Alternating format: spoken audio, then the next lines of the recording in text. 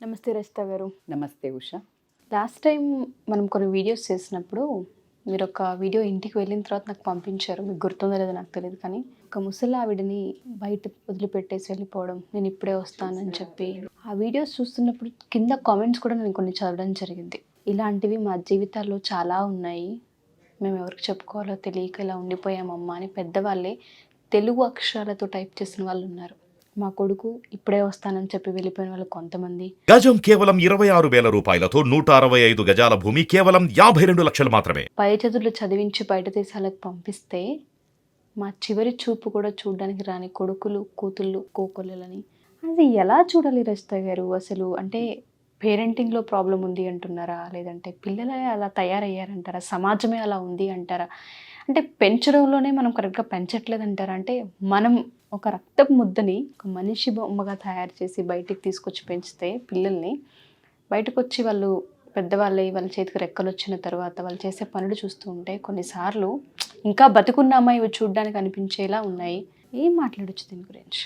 వాస్తవాలను గనక ఇప్పుడు కొంచెము అప్ఫ్రంట్ మాట్లాడుకుంటే, అంటే ఇలా జరుగుతున్నాయి అని చెప్తే 80% ఎదిగిన కొడుకులను కూతుర్లను చూసిన ప్రతి తల్లిదండ్రి కంటనీరు పెట్టుకుని చెప్పే విషయాలే మనం మాట్లాడుకుందాం.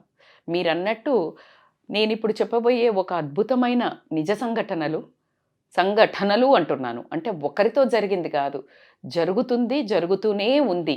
సో అది ఏంటి అంటే, ఈ మధ్య అంటే చాలామందికి తెలిసిన వాస్తవాలే, కానీ ఒకసారి ఇలాంటి వీడియోలో మనం మాట్లాడుకున్నప్పుడు ఇటువైపు ఉన్న తల్లిదండ్రులకు ఓదార్పు అవ్వడం కానివ్వండి, అటువైపు ఉన్న పిల్లలకు కొడుకుకు కూతుర్లకు కనువిప్పు కానీ ఏమైనా కలుగుతుందేమో అనే ఒక చిన్న ఆశతో ఈ ప్రయత్నం అయితే చేస్తున్నాము. అది విన్నంతసేపు గుండెల్లో అవిసిపోయేలాగా కన్నీళ్లు రావడం అయితే జరుగుతుంది. ఒక అబ్బాయికి కన్న కొడుకుకి, అంటే జనరల్గా పేరెంట్స్ ఏంటి రిటైర్డ్ కాగానే ఏం చేస్తున్నారు, జనరల్గా జరిగేది, నేను జనరలైజ్డ్గా చెప్తున్నాను, ఎవరైతే ఇలాంటి దాంట్లో ఉన్నారో, ఈ పడవలో ప్రయాణం చేస్తున్నారో, ప్రయాణికులుగా విక్టిమ్స్గా ఒక్కసారి సరి చేసుకోండి. రిటైర్ అయిన తండ్రి ఆస్తినంతా సరే ఎప్పుడైనా నా కొడుక్కేగా అని చెప్పి తల్లిదండ్రులు చాలా ఉదార స్వభావంతో నాదే కూడబెట్టిందంతా కూడా వాళ్ళు అరిగిన చెప్పులు వేసుకొని తిండి లేకుండా సాక్రిఫైస్ చేసి ఆస్తులు సంపాదించిందంతా కూడా పిల్లలకేగా, ఆ పిల్లలకే ఇచ్చిన దాన్ని కూడా మరి నేను పోయిన తర్వాత తీసుకోరా అని అనకుండా కూడా అసలు ఆ రాసిచ్చే ఉదార స్వభావంలో మీకు ఏ అపరకృష్ణుణ్ణి చూడొచ్చు, మీకు ఏ వామనావతారం చూడొచ్చు, ఎవరినండి మీకు ఇలా దానం చేసే వాళ్ళని ఎక్కడ చూస్తున్నారు? తల్లిదండ్రుల రూపంలో ఉన్న దేవతలను గమనించకుండా ఆ ఎంఎస్ చేస్తాను, నేను అమెరికాకు పోతాను అన్న, ఇంకా వాలంటరీ రిటైర్ అయిపోయిన డబ్బులతో కొడుకుని నా కొడుకు అమెరికాకి వెళ్ళాడని కళ్ళెగరేసుకొని చెప్పొచ్చు అని చెప్పే తల్లిదండ్రులను చూస్తూనే ఉన్నాము. అక్కడికి వెళ్ళిన తర్వాత చదువుకొని సంపాదించి ఒక మంచి భవనం కొనుక్కొని 2 కార్లు పెద్ద పెద్దవి కొనుక్కొని ఆ ఫోటోలను తండ్రికి పంపిస్తే, ఒరేయ్ నిన్ను ఒకసారి వచ్చిపోరా అంటే, నాన్న నేను రాలేను, లీవ్లు ఇవ్వట్లేదు నాకు అని చెప్పే తరుణంలో ఆ కళ్ళు ఎదురు చూసి మనిషి కోసము గుమ్మడికాయలు కాచే రోజులు మనం ఎంతమందినో చూస్తున్నాం. ఈ సంవత్సరం కాదులే, వచ్చే సంవత్సరం వస్తా అని చెప్పే పిల్లల్ని కూడా ఎంతో చూస్తున్నాం మనం. ఒక రోజు సడన్గా విమానం అంత కారు కొన్నాను నాన్న నీకు అని తండ్రికి ఫోటో పంపిస్తే, ఆ తండ్రి ఒక పెంకుటిల్లో ఉంటూ కూడా ఎండలో కూడా, అంటే ఎండలు కొడుతున్నా కూడా ఆనందం ఆపుకోలేక నెత్తి మీద కొంగేసుకొని తల్లి, ఓ చిన్న టవల్ కప్పుకొని తండ్రి ఎదుటుంటే అమ్మకు ఆత్రంతో చూపించాలని పరిగెత్తుకుంటూ వెళ్ళి నా కొడుకు ఈ కారు కొన్నాడు అని చూపించి ఓ మురిసిపోయే తల్లిదండ్రులను 100 మంది 1000 మంది లక్షల మందిని చూస్తూనే ఉన్నాము. మరి నీ పరిస్థితి ఏంటి అని ఎవరైనా మరి నీకేం చేస్తున్నారు అని అడిగితే, వాడు హ్యాపీగా ఉన్నాడుగా, వాడు ఇలా ఎదిగాడు కదా అని ఇలా తల్లి కళ్ళు ఎగిరేసి భుజాలు ఎగిరేసి చెప్పే తల్లిదండ్రులనే చూస్తున్నాం మనం. మరి నీ తండ్రి పెంకుటిల్లో ఉంటున్నారు, రోజు గడవడానికి రోజువారీ సామాగ్రి కొనుక్కోవడానికి కూడా వాళ్ళకి వచ్చే పెన్షన్ కానివ్వండి, వాళ్ళకు వచ్చే డబ్బు కానివ్వండి, మరి ఇది వరకు ఉన్నంత మాత్రమే రేట్లు లేవు. ఇప్పుడు పెరుగుతున్నది అనే సంస్కారం కూడా లేకుండా అక్కడ ఆడుతూ పాడుతూ వీకెండ్ పార్టీలు చేసుకుంటూ వాళ్ళకి ఇష్టమైనవన్నీ కొనుక్కుంటూ తాగుతూ తందనాలు ఆడుతూ ఫ్రెండ్స్కి పార్టీలు ఇస్తున్న వాళ్ళకి ఏ ఒక్క కోశాన కూడా తల్లిదండ్రిని చూసుకోవాలన్న ఆలోచన లేకపోవడం అవమానకరం. మీరు అడిగిన ప్రశ్నలో పెంపకం రాంగా? ఇంపాసిబుల్. పెంపకం రాంగ్ అయితే గనక వీళ్ళు ఆస్తులు రాసిచ్చకుండా, ఆస్తులు కూడగొట్టకుండా, ఆస్తులు అమ్మి వీళ్లను అమెరికాలకు పంపకుండా ఉండుంటే, వాళ్ళు అలా తయారయ్యి ఉంటే స్వతహాగా పోయి అది పెంపకం రాంగ్ అవుతుంది. ఇన్ని సాక్రిఫైజులు చేసి, ఇన్ని కష్టాలు పడి, ఇన్ని వాళ్లకు నచ్చిన చోటికి వెళ్లకుండా, నచ్చిన వాళ్లతో తిరగకుండా, పెళ్ళిళ్ళు ఫంక్షన్లు అన్నీ ఆపుకొని వీళ్లను స్కూళ్లకు పంపి పెంచి నిన్నంతటి వాడిని చేస్తే, ఈరోజు నీకు సంవత్సరానికి ఒకసారి జైల్లో బెయిల్ దొరికినట్టు సంవత్సరానికి ఒకసారి 20 రోజులు వచ్చి మహాద్భుతంగా మళ్ళా వచ్చినాక కూడా నువ్వు ఇక్కడ ఒక ఐఏఎస్ ఆఫీసర్ లాగా అక్కడ నీ బాత్రూలు నువ్వు తోముకున్నా, నీ అంట్లు నువ్వు తోముకున్నా, నీ వంట నువ్వు చేసుకున్నా, ఇక్కడికి వచ్చి మాత్రము మళ్ళీ నువ్వు 12ంటికి లేసి ఏం వండావు అని చెప్పేసి నువ్వు మనుషులను ఇక్కడ కూడా అల్లాడిస్తున్నారే మీరు వచ్చిన పిల్లలు, కూతుర్లు కానివ్వండి, కొడుకులు కానివ్వండి. ఎక్కడి వరకు న్యాయం? ఇదే తండ్రి కూర్చొని తండ్రి దగ్గర ఉన్న కొడుకు, ఎవరైతే కొడుకులు తండ్రి దగ్గర ఉండి చూస్తున్నారో వాళ్ళని అలా చూస్తూ, నా కొడుకు కూడా నన్ను ఇలా తీసుకెళ్తే బాగుండు, నా కొడుకు నా మనమరాళ్ళు కూడా వచ్చి నా దగ్గర ఇలా ఆడుకుంటే బాగుండు అని ఒక్కొక్క క్షణం వాళ్ళని చూస్తున్నంతసేపు వీళ్ళు బాధపడుతుంటారే, ఆ బాధ నువ్వు ఎన్ని కోట్లు పెట్టినా తీర్చలేంది. వాళ్ళకి ఇంకొక లోకం ఉండదు.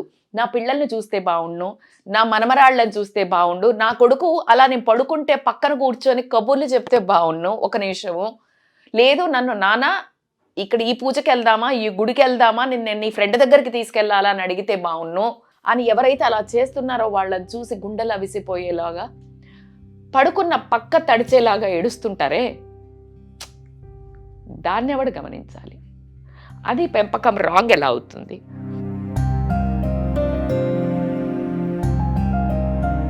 ఈ సంఘటనలు చూస్తూ చూస్తూ పెరుగుతుంటే ఒకలాంటి ఆందోళన కలగటం, ఒకలాంటి భయం కలగటంతో ఇప్పుడున్న జనరేషన్ పేరెంట్స్ భలే స్మార్ట్గా మొండి ధైర్యంతో బతుకుదాము, మనకేంటి, మనం అనాథాశ్రమాల్లో చేరిపోదాము అనే డిటాచ్మెంట్ ప్రాసెస్కి రావడం జరుగుతుంది. ఎందుకంటే రాకపోతే డిప్రెషన్లోకి వెళ్ళటం, మానసిక అశాంతికి గురవ్వటం, సూసైడ్లు చేసుకోవటం, హెల్త్ ఇష్యూస్ రావటం జరుగుతుంది. కాబట్టి ఏం లాభం అమ్మా? నువ్వు అక్కడ కోట్లు సంపాదించుకున్నా నీకు ఏం లాభము? తండ్రిని నిన్ను ఇన్ని కష్టాలు పడి పోషించిన తల్లి తండ్రిని నువ్వు వచ్చి కనీసం పరకరించి నువ్వు ఆ ఏజ్ ఏదైతే కాస్త వాళ్ళు వయస్సు మళ్ళిన తర్వాత నువ్వు వచ్చి స్పెండ్ చెయ్యలేంది, వాళ్ళ బాగోగులు చూసుకోలేంది, ఎందుకు నీకు ఆ సంపాదన అని అడుగుతున్నాను నేను. నువ్వు ఎన్ని ఎకరాలు కొంటే ఏంటి, ఎన్ని ఇల్లు కడితే ఏంటి, ఎవడికి గొప్పబ్బా? ఎవడికి గొప్ప? నీ తల్లిదండ్రి నీ గర్వంగా నా కొడుకుని ఇలా పెంచాను, వాడొచ్చి నన్ను ఇలా చూసుకుంటున్నాడు అనేది 10 మంది చూసేది. నువ్వు పెరిగితే చూసేది నీకు అమెరికా. మరి వెళ్ళొద్దా మేడం అమెరికా? బరాబర్ వెళ్ళండి అబ్బా, అమెరికా వెళ్ళొద్దనట్లేదు, సంపాదనను కాంప్రమైజే అవ్వద్దు, కానీ నీ విలువలను నిన్ను ఆ స్థాయికి చేర్చిన ఒక తాడును కానీ, ఆ పెంపకాన్ని కానీ, ఆ తల్లిదండ్రులు కానీ మరిచిపోయి నిజంగా చెప్పాలంటే చాలా అమానుషంగా ప్రవర్తిస్తున్నారు పిల్లలు. కొడుకులను తీసుకోండి, కూతుర్లు తీసుకోనివ్వండి.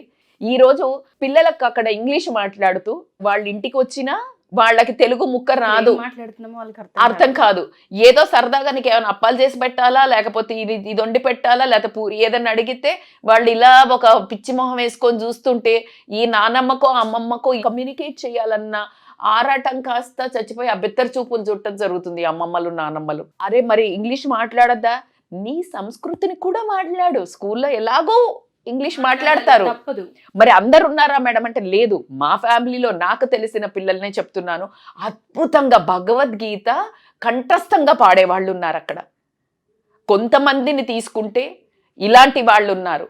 సో నీకు ఎలాంటి బంధాలు, ఒక నానమ్మ తాతయ్య అని ఒక బంధాలు లేకుండా పెంచడం అనేది కూడా చాలా అమానుషమైన మెంటల్ హెరాస్మెంట్. ఇది నీకు ఏర్పడని మెంటల్ హెరాస్మెంట్.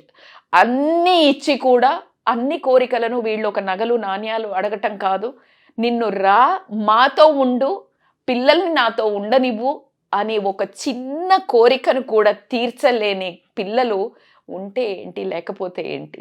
నేను అందుకే చెప్తుంటాను, అలాంటి పిల్లలు ఉండే కంటే పిల్లలు లేకపోవడమే చాలా మంచిది అని చెప్తాను. ఎందుకంటే జగమంత పిల్లలే, నీకేది కావాలంటే అది చేసుకోవచ్చు. అదేవిధంగా చనిపోయిన తర్వాత 3వ రోజో 4వ రోజో వచ్చి ఆ శవం కాస్త ఐసు ముక్కలలో కరిగిపోయి నువ్వు వచ్చిన తర్వాత నీకు లీవ్ దొరకక లీవ్ అని ఎన్నో కథలు చెప్పి, కొంతమంది అయితే లీవులు కూడా లేవని రాకుండా ఉన్నవాళ్ళు ఏ మనమడితోటో ఇక్కడ కూతురు కొడుకుతోటో వాళ్లతో సంస్కారాలు చేపించిన వాళ్ళని కూడా నేను చూడడం జరిగింది. అనాథ శరణాలయాలలో చేర్పించటము, నీకు ఒక్కరోజు కూడా వచ్చి పలకరించలేకపోవడము. అలాంటి కొడుకులు ఉంటే ఏంటి, లేకపోతే ఏంటి. పక్కనున్న వాళ్ళు పలకరిస్తారు, వీడు నా ఫ్రెండ్ వచ్చి చేస్తాడు, వీడు చేస్తాడు అని అనుకుంటుంటాం. పలకరించేవాడు కొడుకు ఎలా అవుతాడు? కొడుకంటే కూతురంటే ఎవరు? నిన్ను పెంచిన వాళ్లకు విలువనిస్తూ వాళ్లతో నువ్వు నీ సమయాన్ని గడిపితే చాలు అనుకునే వాళ్ళ కోరిక తీర్చలేని వాళ్ళు ఎందుకమ్మా ఈరోజు చనిపోయిన తర్వాత వచ్చి ఏదైతే సంస్కారాలు ఉన్నాయో చేసేసి ఉన్నది అమ్ముకొని వెళ్ళిపోయే వాళ్ళు ఉన్నారు. మరి ఇలాంటి కొడుకులు ఉన్నదానికంటే పెంపుడు కుక్కలు నయము అనేది మనము చాగంటి గారి మాటల్లో కూడా ఎన్నోసార్లు నా ఫేవరెట్ ఆయన, నేను ఎంత వినాలనిపించే చరిత్రలు ఆయన త్రూగా వింటున్నప్పుడు ఎన్నో కనువిప్పి కలగటం.